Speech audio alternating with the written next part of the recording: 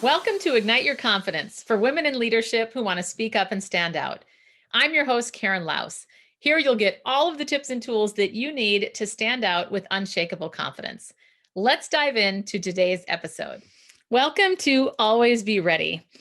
I am astounded at the amount of people that aren't actually ready to introduce themselves.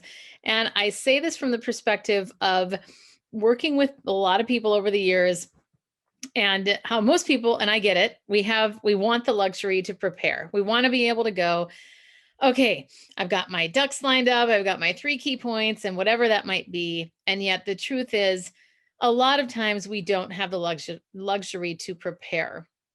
Now, obviously, there are times when we can and when we do. But I want to speak to the big thing that most of us don't think about a lot is that we speak on our feet probably 95% of the time. Speak on our feet. I mean, think on our feet 90% of the time. So we'll just throw in there somewhere around 90%.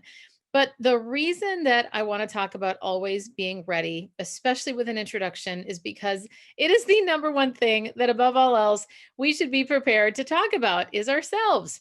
And yet, that seems to be the number one thing where people go, "Oh, I just wasn't prepared. I just wasn't ready." Well, I want you to be equipped to always be ready so that you represent yourself in a way where you can stand out with unshakable confidence. The goal here is to help you with your confidence internally as well as externally. And the nice thing is, when you're prepped with a few tips that will help equip you, you're going to automatically feel more confident on the inside as well as come across as more confident on the outside. First of all, let's talk about a model for introducing yourselves. Number one, well, let me say 2 things. One is how you come across with that introduction, and do you sound like you know what you're talking about? I've talked about this before in other situations, but keep in mind you want to make sure that you say your name with a period. And I know that might make some people go, "What?" Well, why wouldn't I? But so many times when people introduce themselves, and if you start listening for it, you're going to hear it too. We say our name with upspeak. There was, and just to be clear, I'm going to tell you what that is, as well as give you an example from a movie.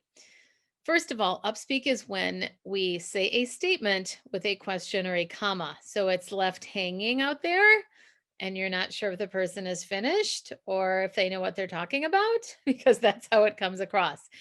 So, and I have a whole episode on this, by the way, around your voice. So you can check that out in an earlier podcast. But for today, I do want to remind you of that because it's really important to say whatever your name is. In my case, Karen Laos, as opposed to Karen Laos or Karen Laos. It's amazing how these things are very subtle. I've worked with people that have upwards had to say their name 11 plus times before they actually said it with a period. So you might chuckle at that, but you might actually be surprised if you start trying it and then recording yourself and listening to it back. You might be surprised that you might have a challenge doing it too.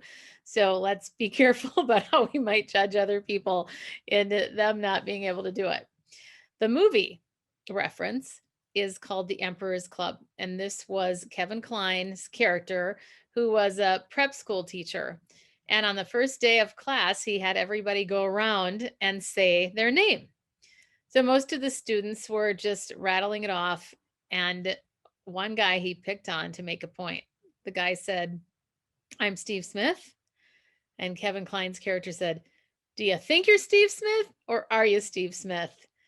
I would ask you the same question. Are you able to say it where your name is actually put with a period? And you might laugh at me and think, why do we keep talking about this? And I am talking about it because these little subtleties add up to an impression where people are left with what they think about you. What kind of experience are you creating for people? Do they feel that you're memorable, influential, and credible and trustworthy? All of these things wrap up in the things that we say as well as how we say it. We have to remember that these things matter. Now, the other thing that I've noticed is a lot of times people don't speak with intention. So we have to make sure that we are speaking with intention. And what I mean by that is being deliberate about the words that you're saying and how that you're saying them. Now, you don't have to be super, well, over the top, overthinking this. I'm just simply saying, keep in mind the words that you're using and how you're using them. Because if you want to be an effective communicator, you'll want to practice these things. Listen to yourself back on recordings, watch yourself back. All of this is, I mean, personally, I can't think of a better investment of your time because communication is the absolute number one leadership skill. And I might even venture to say number one skill in the world for being influential and getting your message out. Okay, let's talk about how to introduce yourself. There is a model I like to use called PPU.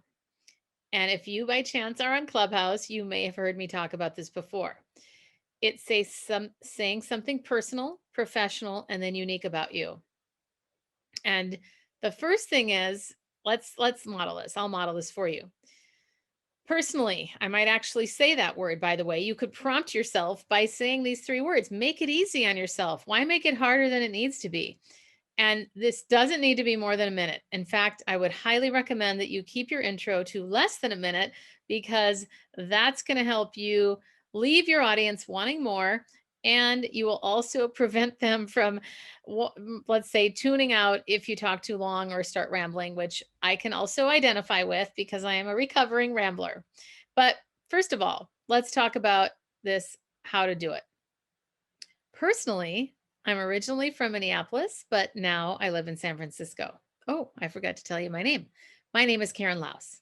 I know it is. I'm not wondering.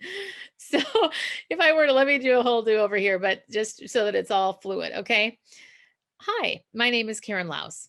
I'm originally from Minneapolis, but now I live in San Francisco. Professionally, I coach women, typically over 40 in the corporate world, to overcome self doubt and speak with confidence and clarity. Something unique about me is that I've always loved to live in Manhattan or wanted to live in Manhattan. So for my 50th birthday month, I spent the entire month renting an apartment there and doing my best to live like a local. So I love a sense of adventure, and that's what that means to me. So that might be one example. You could literally prompt yourself and say, personally, I'm this, usually where you're from. Professionally, what you do in a short, succinct way, who you do it for, and what you do it for. Notice I talked about how I take people from here to here. And most people that are listening to you are interested in the transformation that you help people with. Now, the other thing that I do is keynote speaking. Now, what do you do if you have more than one thing? Well, first of all, I would keep in mind the power of focus. Know your audience and determine, do I really need to say two or more things that I do?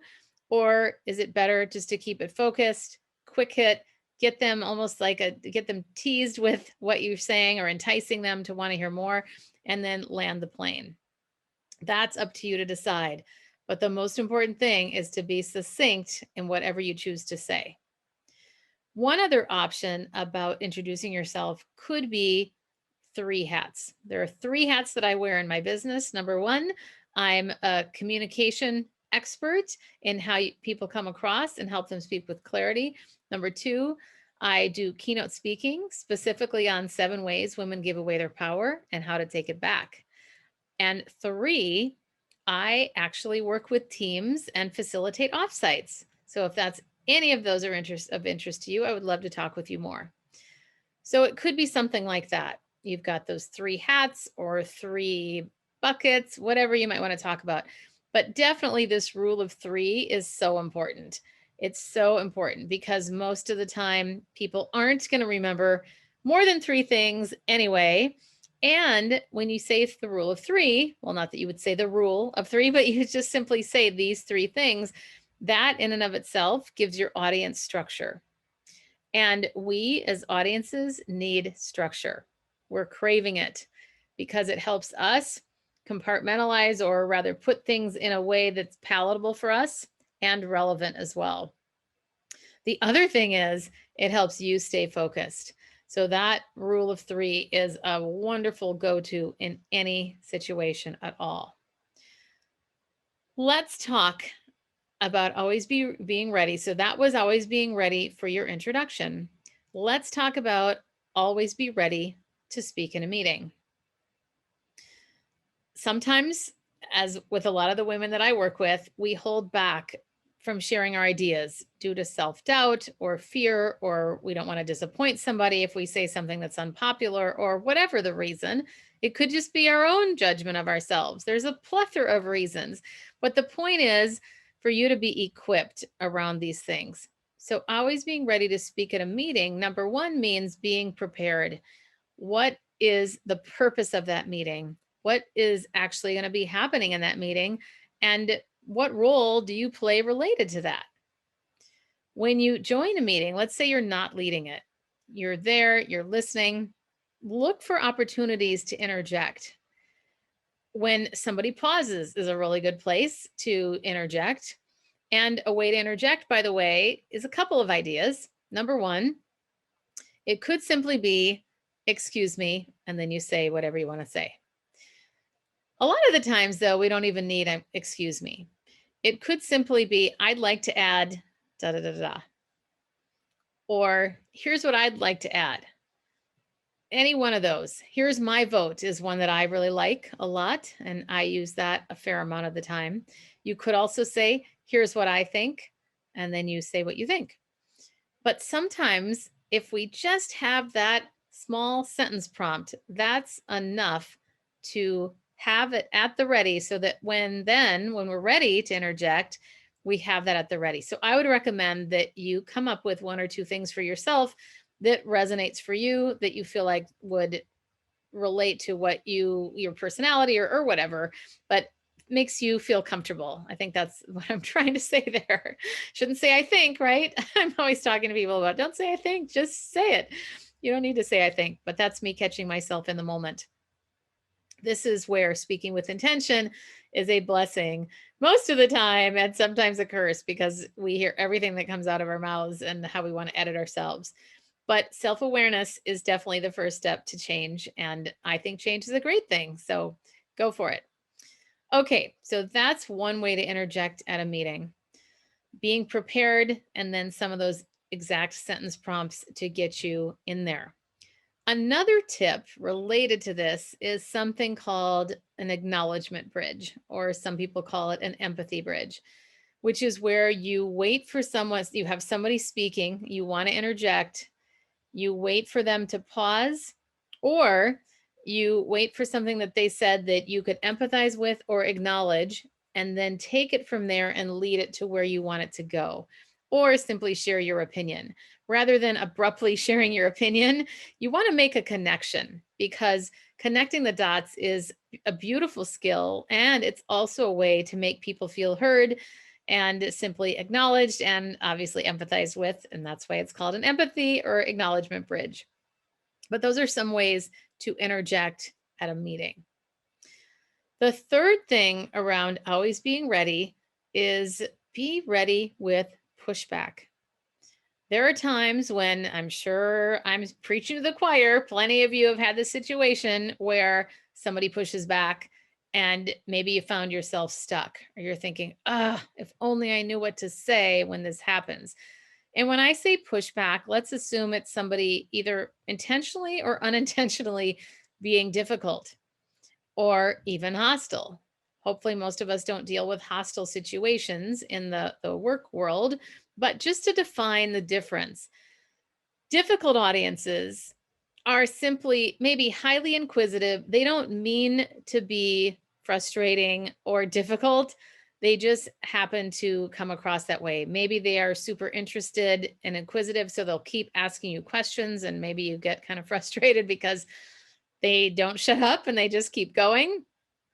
Or they simply have a lot to say and they keep contributing, and you're thinking, I got to get this person to stop talking. How do I do it?